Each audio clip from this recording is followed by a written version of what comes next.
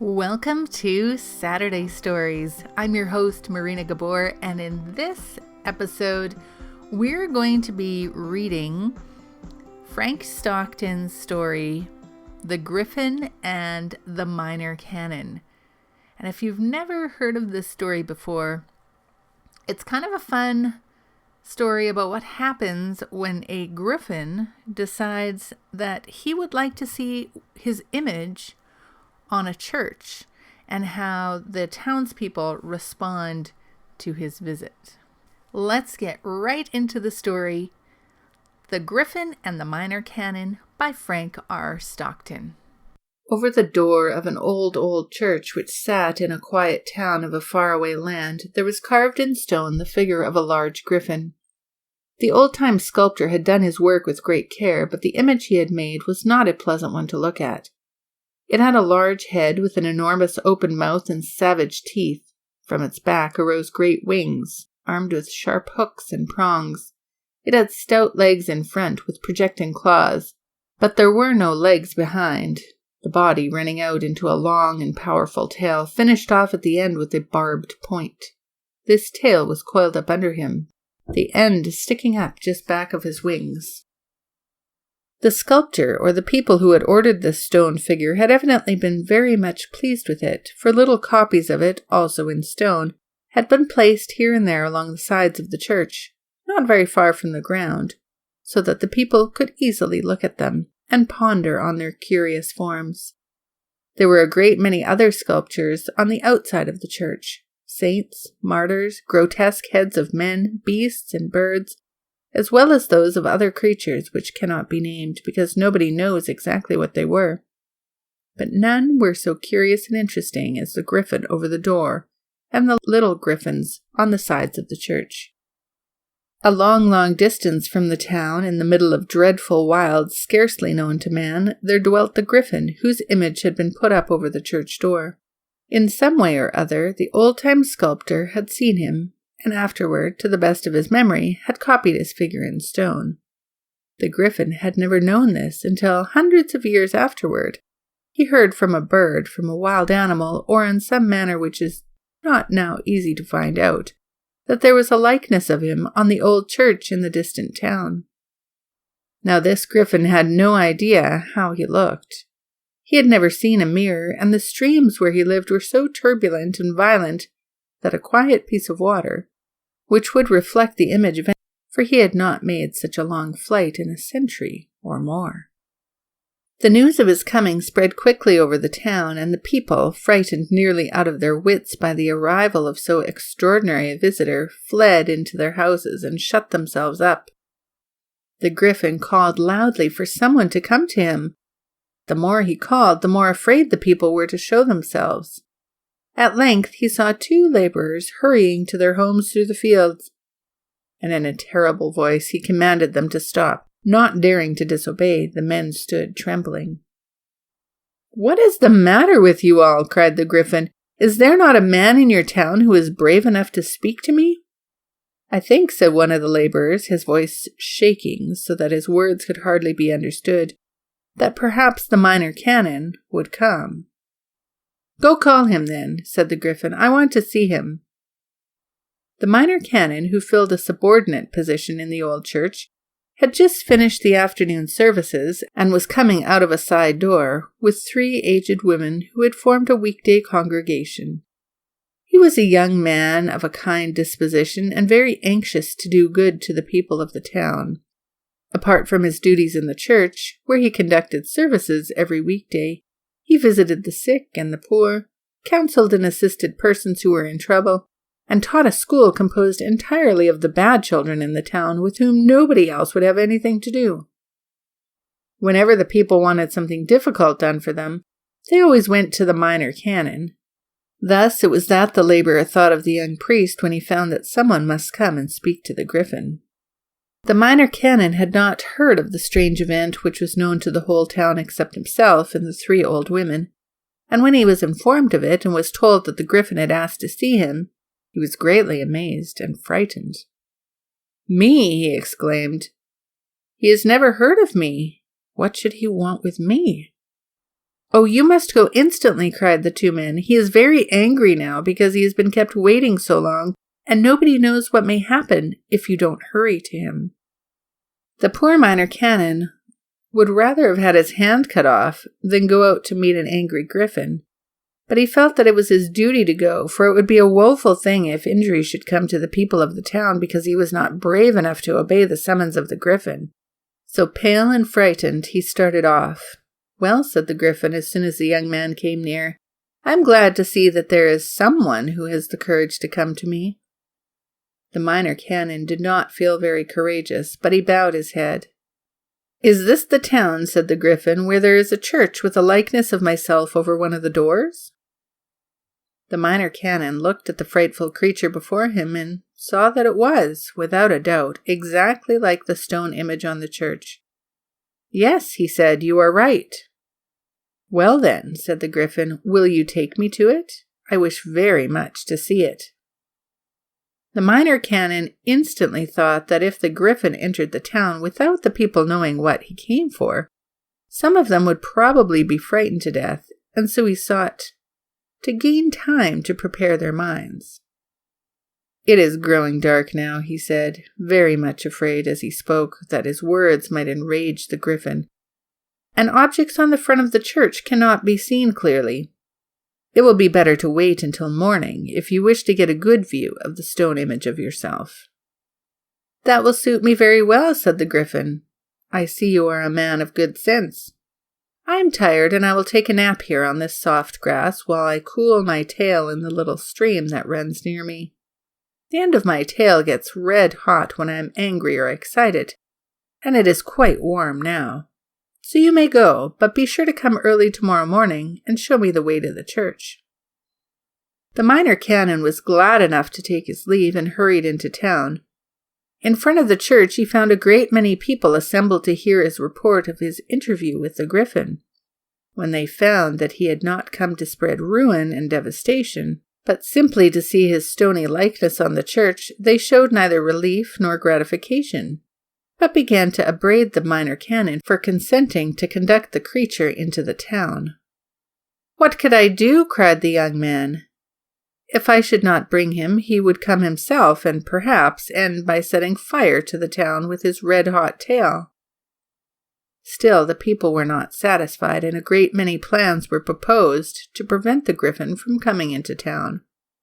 Some elderly persons urged that the young men should go out and kill him, but the young men scoffed at such a ridiculous idea. Then someone said that it would be a good thing to destroy the stone image so that the Griffon would have no excuse for entering the town. And this proposal was received with such favor that many of the people ran for hammers, chisels, and crowbars, with which to tear down and break up the stone Griffon. But the Minor Canon resisted this plan with all the strength of his mind and body. He assured the people that this action would enrage the Griffon beyond measure, for it would be impossible to conceal from him that his image had been destroyed during the night. But the people were so determined to break up the stone Griffon that the Minor Canon saw that there was nothing for him to do but to stay there and protect it. All night he walked up and down in front of the church door, keeping away the men who brought ladders by which they might mount to the great stone Griffon and knock it to pieces with their hammers and crowbars. After many hours, the people were obliged to give up their attempts and went home to sleep, but the Minor Canon remained at his post till early morning, then hurried away to the field where he had left the Griffon. The monster had just awakened, and rising to his forelegs and shaking himself, he said that he was ready to go into the town. The Minor Canon therefore walked back, the Griffon flying slowly through the air at a short distance above the head of his guide. Not a person was to be seen in the streets, and they proceeded directly to the front of the church where the Minor Canon pointed out the stone Griffon. The real Griffon settled down in the little square before the church and gazed earnestly at his sculptured likeness. For a long time he looked at it. First he put his head on one side, and then he put it on the other. Then he shut his right eye and gazed with his left, after which he shut his left eye and gazed with his right. Then he moved a little to one side and looked at the image. Then he moved the other way. After a while, he said to the minor canon, who had been standing by all this time, It must be an excellent likeness. That breadth between the eyes, that expansive forehead, those massive jaws. I feel that it must resemble me. If there is any fault to find with it, it is that the neck seems a little stiff. But that is nothing. It is an admirable likeness. Admirable. The Griffon sat looking at his image all the morning and all the afternoon. The minor canon had been afraid to go away and leave him, and had hoped all through the day that he would soon be satisfied with his inspection and fly away home. But by evening, the poor young man was utterly exhausted and felt that he must eat and sleep. He frankly admitted this fact to the Griffon and asked him if he would not like something to eat.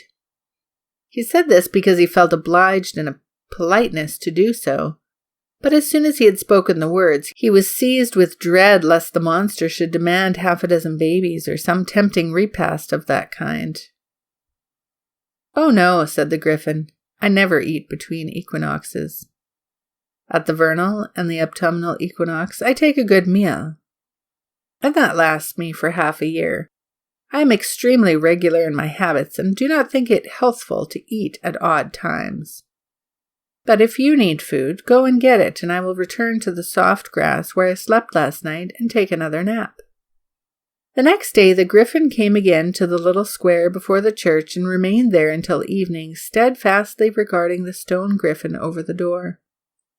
The minor canon came once or twice to look at him, and the Griffon seemed very glad to see him. But the young clergyman could not stay as he had done before, for he had many duties to perform. Nobody went to the church, but the people came to the minor canon's house and anxiously asked him how long the Griffon was going to stay. "I do not know," he answered, "but I think he will soon be satisfied with regarding his stone likeness, and then he will go away." But the Griffon did not go away. Morning after morning he came to the church, but after a time he did not stay there all day. He seemed to have taken a great fancy to the minor canon and followed him about as he pursued his various avocations. He would wait for him at the side door of the church, for the minor canon held services every day, morning and evening, though nobody came now. If anyone should come, he said to himself, I must be found at my post. When the young man came out, the Griffon would accompany him on his visits to the sick and the poor, and would often look in the windows of the schoolhouse where the minor canon was teaching his unruly students. All the other schools were closed, but the parent of the minor canon's scholars forced them to go to school because they were so bad they could not endure them all day at home, Griffon or no Griffon. But it must be said, they generally behaved very well when that great monster sat up on his tail and looked in the schoolroom window. When it was perceived that the Griffon showed no signs of going away, all the people who were able to do so left the town. The canons and the higher officers of the church had fled away during the first day of the Griffon's visit, leaving behind only the minor canon and some of the men who opened the doors and swept the church. All the citizens who could afford it shut up their houses and traveled to distant parts, and only the working people and the poor were left behind. After some days, these ventured to go about and attend to their business, for if they did not work, they would starve. They were getting a little used to seeing the Griffon, and having been told that he did not eat between equinoxes, they did not feel so much afraid of him as before. Day by day, the Griffon became more and more attached to the minor canon. He kept near him a great part of the time, and often spent the night in front of the little house where the young clergyman lived alone. This strange companionship was often burdensome to the minor canon, but, on the other hand, he could not deny that he derived a great deal of benefit and instruction from it. The Griffon had lived for hundreds of years and had seen much, and he told the minor canon many wonderful things. "It is like reading an old book," said the young clergyman to himself. "But how many books I would have had to read before I would have found out what the Griffon has told me about the earth, the air, the water, about minerals and metals and growing things and all the wonders of the world. Thus the summer went on and drew toward its close. And now the people of the town began to be very much troubled again. It will not be long, they said, before the autumnal equinox is here, and then the monster will want to eat. He will be dreadfully hungry, for he has taken so much exercise since its last meal. But he will devour our children. Without doubt, he will eat them all. What is to be done? To this question, no one could give an answer, but all agreed that the Griffon must not be allowed to remain until the approaching equinox. After talking over the matter a great deal, a crowd of people went to the Minor Canon at a time when the Griffon was not with him. "It is all your fault," they said, "that the monster is among us. You brought him here, and you ought to see that he goes away. It is only on your account that he stays here at all, for, although he visits his image every day, he is with you the greater part of the time. If you were not here, he would not stay. It is your duty to go away, and then he will follow you, and we shall be free from the dreadful danger which hangs over us." "Go away!" cried the Minor Canon, greatly grieved at being spoken to in such a way. "Where shall I go? If I go to some other town, shall I not take this trouble there? Have I a right to do that?" "No," said the people, "you must not go to any other town. There is no town far enough away. You must go to the dreadful wilds where the Griffon lives, and then he will follow you and stay there." They did not say whether or not they expected the Minor Canon to stay there also, and he did not ask them anything about it. He bowed his head and went into his house to think. The more he thought, the more clear it became to his mind that it was his duty to go away and thus free the town from the presence of the Griffon. That evening he packed a leathern bag full of bread and meat, and early the next morning he set out on his journey to the dreadful wilds. It was a long, weary, and doleful journey, especially after he had gone beyond the habitations of men. But the Minor Canon kept on bravely and never faltered. The way was longer than he had expected, and his provisions soon grew so scanty that he was obliged to eat but a little every day. But he kept up his courage and pressed on, and after many days of toilsome travel, he reached the dreadful wilds. When the Griffon found that the Minor Canon had left the town, he seemed sorry, but showed no disposition to go and look for him. After a few days had passed, he became much annoyed and asked some of the people where the Minor Canon had gone. But although the citizens had been so anxious that the young clergyman should go to the dreadful wilds, thinking that the Griffon would immediately follow him, they were now afraid to mention the Minor Canon's destination, for the monster seemed angry already, and if he should suspect their trick, he would doubtless become very much enraged. So everyone said he did not know, and the Griffon wandered about disconsolate. One morning he looked into the Minor Canon's schoolhouse, which was always empty now, and thought it was a shame that everything should suffer on account of the young man's absence. "It does not matter so much about the church," he said, "for nobody went there. But it is a pity about the school. I think I will teach it myself until he returns." It was the hour for opening the school, and the Griffon went inside and pulled the rope which rang the school bell. Some of the children who heard the bell ran in to see what was the matter, supposing it to be a joke of one of their companions. But when they saw the Griffon, they stood astonished and scared. "Go tell the other scholars," said the monster, "that school is about to open, and if they are not all here in 10 minutes, I shall come after them." In 7 minutes, every scholar was in place. Never was seen such an orderly school. Not a boy or girl moved or uttered a whisper.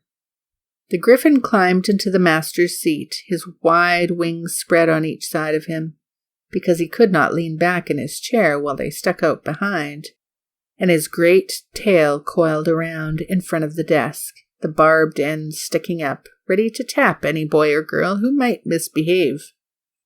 The Griffin now addressed the scholars, telling them that he intended to teach them while their master was away. In speaking, he endeavored to imitate, as far as possible, the mild and gentle tones of the minor canon. But it must be admitted that in this he was not very successful. He paid a good deal of attention to the studies of the school, and he determined not to attempt to teach them anything new, but to review them in what they had been studying. So he called up the various classes and questioned them upon their previous lessons. The children racked their brains to remember what they had learned. They were so afraid of the Griffin's displeasure that they recited as they had never recited before. One of the boys, far down in his class, answered so well that the Griffin was astonished. "I should think you would be at the head," said he. "I am sure you have never been in the habit of reciting so well. Why is this?" "Because I did not choose to take the trouble," said the boy, trembling in his boots. He felt obliged to speak the truth, for all the children thought that the great eyes of the Griffin could see right through them, and that he would know when they told a falsehood. "You ought to be ashamed of yourself," said the Griffin. "Go down to the very tail of the class, and if you are not at the head in 2 days, I shall know the reason why." The next afternoon, this boy was number 1. It was astonishing how much these children now learned of what they had been studying. It was as if they had been educated over again. The Griffin used no severity toward them, but there was a look about him which made them unwilling to go to bed until they were sure they knew their lessons for the next day. The Griffin now thought that he ought to visit the sick and the poor, and he began to go about the town for this purpose. The effect upon the sick was miraculous. All, except those who were very ill indeed, jumped from their beds when they heard he was coming, and declared themselves quite well. To those who could not get up, he gave herbs and roots, which none of them had ever before thought of as medicines, but which the Griffin had seen used in various parts of the world, and most of them recovered. But for all that, they afterwards said that no matter what happened to them, they hoped that they should never again have such a doctor coming to their bedsides, feeling their pulses and looking at their tongues. As for the poor, they seemed to have utterly disappeared. All those who depended upon charity for their daily bread were now at work in some way or other, many of them offering to do odd jobs for their neighbors just for the sake of their meals, a thing which before had been seldom heard of in the town. The Griffin could find no one who needed his assistance. The summer had now passed, and the autumnal equinox was rapidly approaching. The citizens were in a state of great alarm and anxiety. The Griffin showed no signs of going away, but seemed to have settled himself permanently among them. In a short time, the day for his semi-annual meal would arrive, and then what would happen? The monster would certainly be very hungry and would devour all their children. Now they greatly regretted and lamented that they had sent away the minor canon. He was the only one on whom they could have depended in this trouble, for he could talk freely with the Griffin and so find out what could be done. But it would not do to be inactive. Some step must be taken immediately. A meeting of the citizens was called, and 2 old men were appointed to go and talk to the Griffin. They were instructed to offer to prepare a splendid dinner for him on Equinox Day, one which would entirely satisfy his hunger. They would offer him the fattest mutton, the most tender beef, fish, and game of various sorts, and anything of the kind that he might fancy. If none of these suited, they were to mention that there was an orphan asylum in the next town. Anything would be better, said the citizens, than to have our dear children devoured. The old men went to the Griffin, but their propositions were not received with favor. "From what I have seen of the people of this town," said the monster, "I do not think I could relish anything which was prepared by them. They appear to be all cowards, and therefore mean and selfish. As for eating one of them, old or young, I could not think of it for a moment. In fact, there was only one creature in the whole place for whom I could have had any appetite, and that is the minor canon, who has gone away. He was brave and good and honest, and I think I should have relished him. "Ah," said one of the old men very politely. "In that case, I wish we had not sent him to the dreadful wilds." "What?" cried the Griffin. "What do you mean? Explain instantly what you were talking about." The old man, terribly frightened at what he had said, was obliged to tell how the minor canon had been sent away by the people, in the hope that the Griffin might be induced to follow him. When the monster heard this, he became furiously angry. He dashed away from the old men and, spreading his wings, flew backward and forward over the town. He was so much excited that his tail became red-hot and glowed like a meteor against the evening sky. When at last he settled down in the little field where he usually rested, and thrust his tail into the brook, the steam arose like a cloud, and the water of the steam ran hot through the town. The citizens were greatly frightened, and bitterly blamed the old man for telling about the minor canon. "It is plain," they said, "that the Griffin intended at last to go and look for him, and we should have been saved. Now who can tell what misery you have brought upon us?" The Griffin did not remain long in the little field. As soon as his tail was cool, he flew to the town hall and rang the bell. The citizens knew that they were expected to come there, and although they were afraid to go, they were still more afraid to stay away, and they crowded into the hall.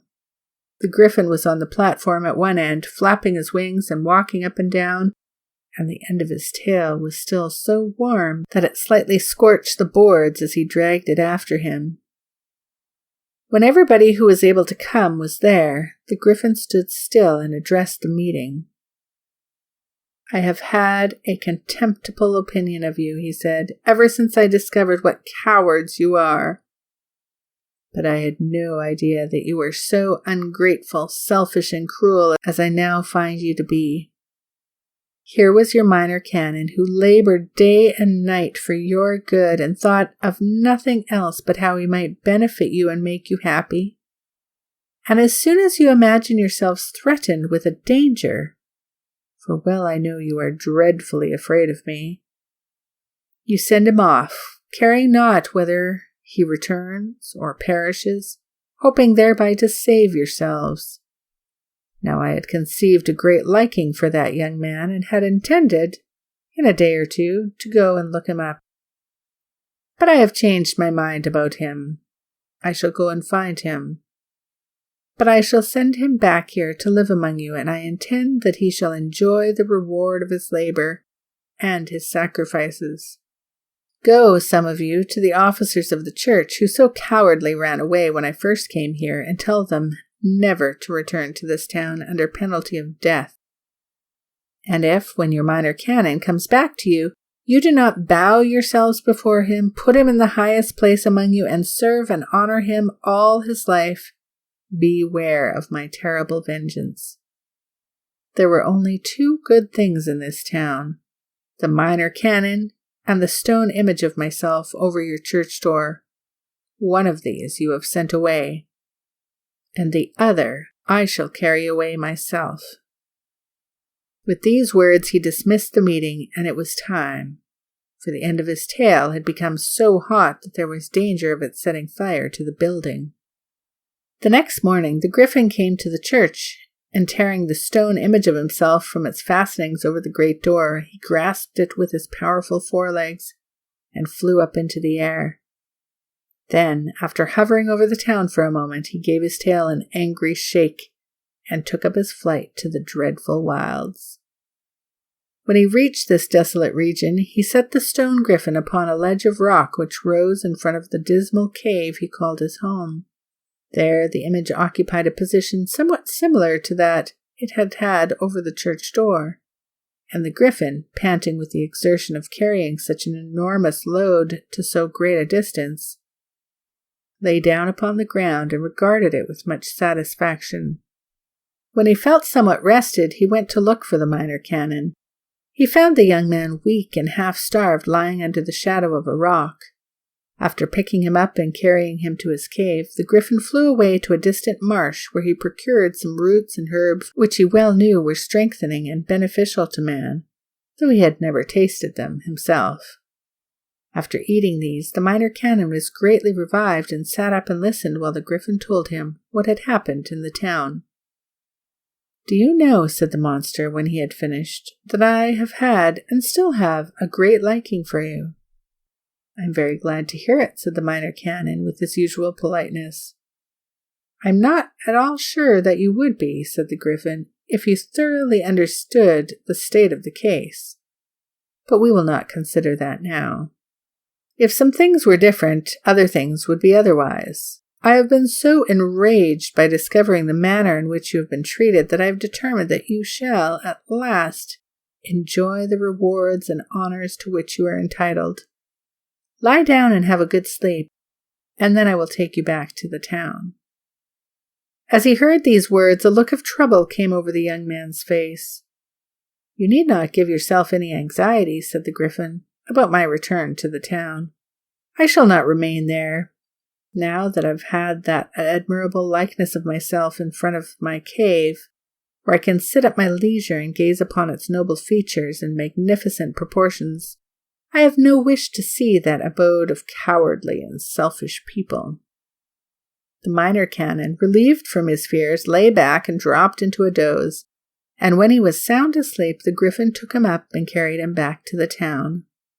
He arrived just before daybreak, and putting the young man gently on the grass in the little field where he himself used to rest, the monster, without having been seen by any of the people, flew back to his home.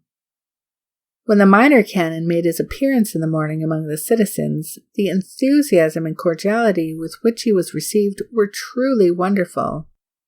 He was taken to a house which had been occupied by one of the banished high officers of the place, and everyone was anxious to do all that could be done for his health and comfort.